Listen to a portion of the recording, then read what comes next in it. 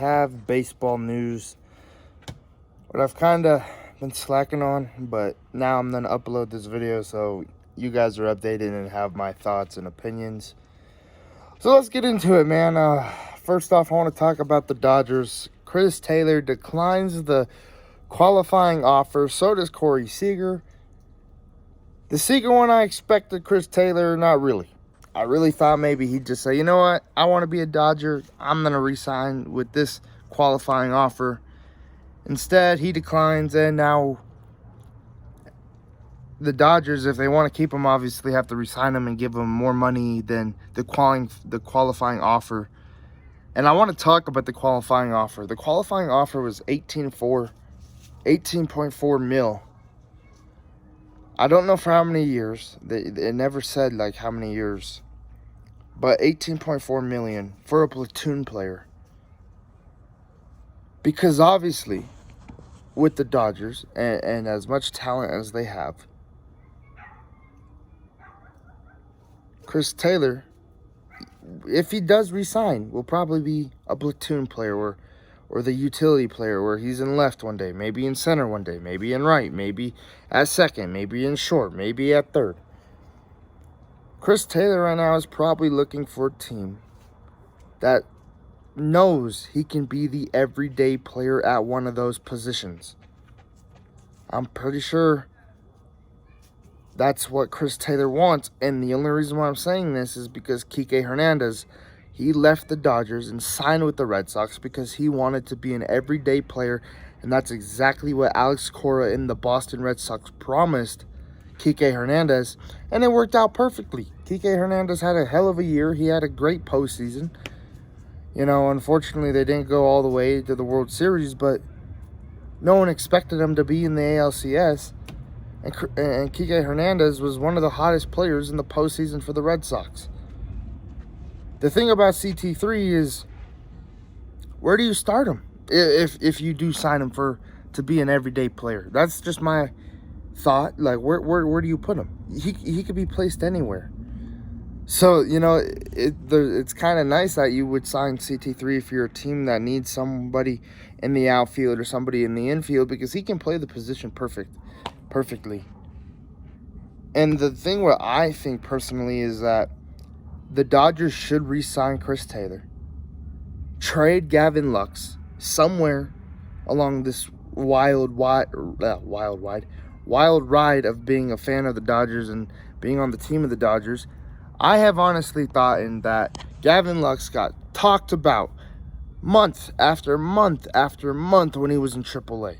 He's going to be a star in the majors. Hasn't done shit. Bro, he is absolutely terrible in my opinion. His bat has sucked since he's been called up. And yeah, he might have a hot streak here and there, but it's not consistent. His bat is not consistent like Mookie Betts or Max Muncy's or frickin' Trey Turner. Hell, Chris Taylor when he, you know, or Justin Turner, you know, it's just not consistent. And I know that every batter will not have a consistent, like, get on base percentage. But even Cody Bellinger, when he sucked, at least he was consistent with sucking. He wasn't getting on, and every time he came up, you knew you could run to the fridge to grab a cold one because he was going to ground out or pop up or get out somehow. He never really came through this year to the postseason. So it's like, at least Chris Taylor, at least he was consistent with Gavin Lux. It was usually, oh, I'm going to ground out, oh, I might get, oh, here's 2 hits all of a sudden in the game, and then I'm going to suck for the rest of the month. Like, Gavin Lux is not consistent, and he's not lived up to his name. I really think he has not done that. So maybe you trade Gavin Lux, you get rid of his payroll, and you sign Chris Taylor back, and then you maybe get somebody for Lux, another top prospect, maybe not a top prospect, maybe a decent player who the Dodgers can make be one of the best. Who knows? That's just one of my opinion. That's my opinion on the Chris Taylor idea, because on us re-signing him, because I really don't feel like Gavin Lux has lived up to his hype. Then we got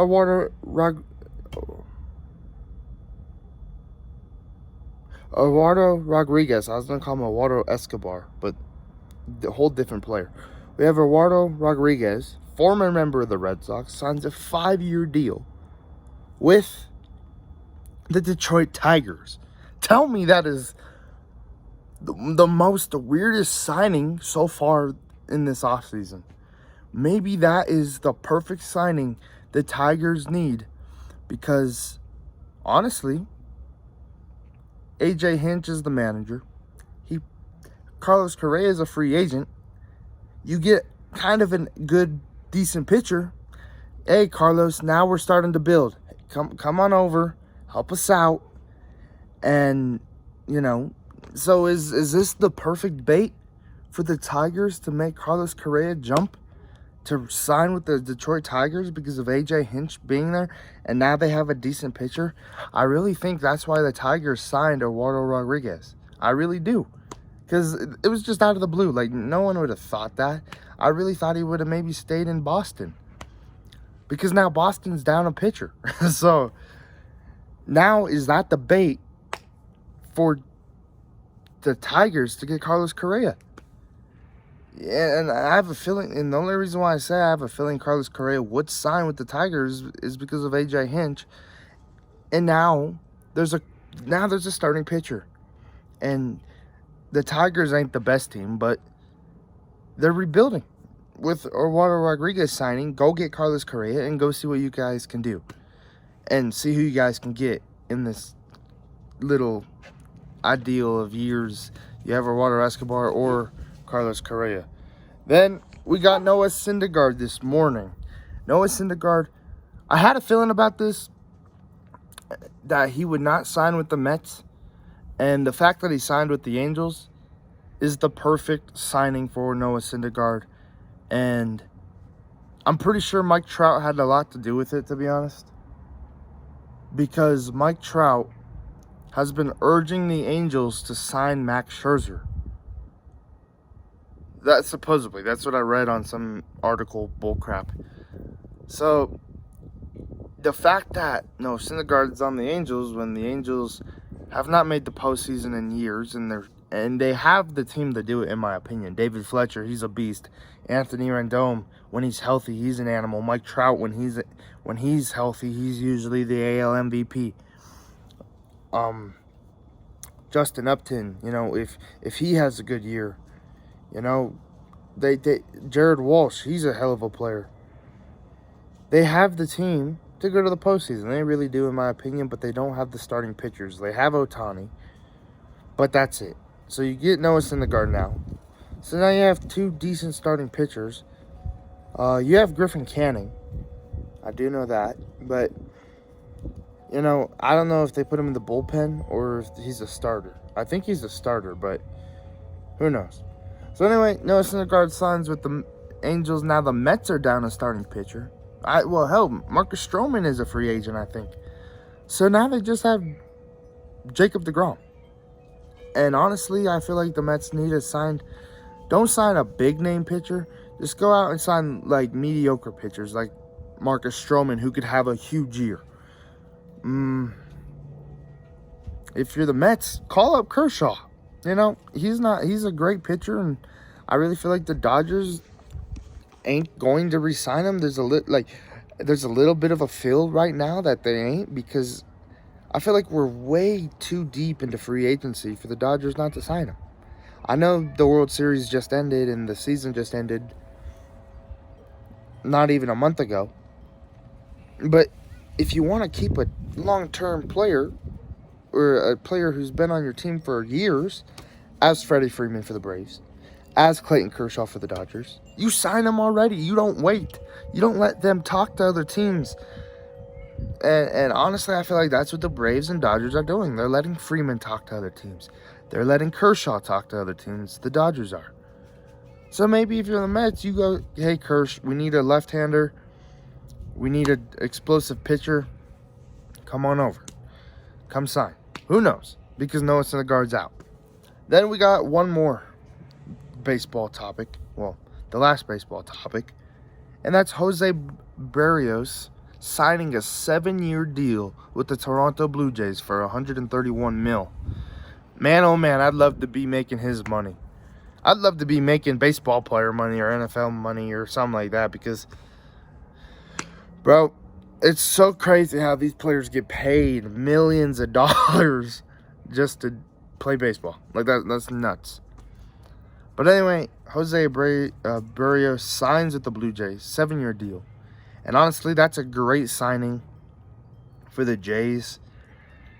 I feel like they have a playoff team coming up here soon. You know, could have been last year's, but I feel like they choked. And honestly, just, you know, next year we'll see how they do. But, you know, with George Springer being there and Vladdy and Bo Bichette and Calvin Biggio, like, they're building a team. And they got Hyun-Jin Ryu still, I think. So, hold on. Anyway, that signing is huge because now Jose Barrios will maybe he won't finish his career in Toronto. Maybe he will, maybe he won't. But I just think it's a great signing for the Blue Jays, and he's their ace now. And with the Blue Jays almost making the postseason last year, this is a huge signing after trading for him last year, and they probably liked what they saw because they signed him for a 7-year deal. So, and it's another, and maybe signing him and having Hyun-Jin Ryu is maybe a little bit of a bait to another star free agent, you know. Maybe do another pitcher, you know, who knows. But so I'm gonna give the Blue Jays signing like an A+. The Angels a C- because Noah Syndergaard has been hurt lately too, like in his past few years. The Dodgers a freaking F for not re-signing anybody yet. Detroit, I'll give that a B-, just because like it came out of nowhere, and I'm still kind of wondering like what's Detroit up to really. So that's all I'm gonna talk about today. Hopefully the Dodgers make a move here sooner than later, because at this rate, I feel like I'm saying goodbye to CT3 and Corey Seager.